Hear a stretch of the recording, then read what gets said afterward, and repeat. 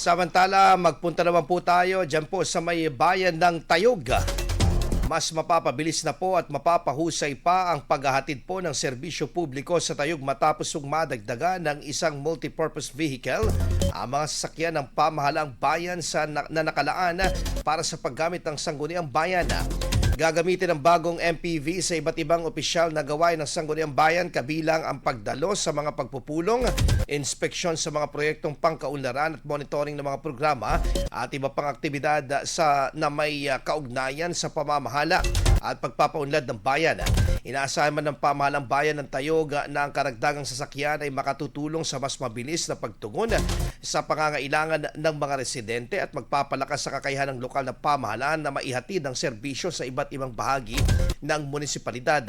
Binigyang din ng lokal na pamahalaan na patuloy itong namumuhunan sa mga kagamitan at pasilidad na pagpapahusay sa kalidad ng serbisyo publiko.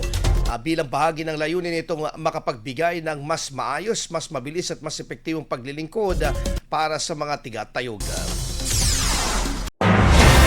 IFM News. IFM News. IFM News.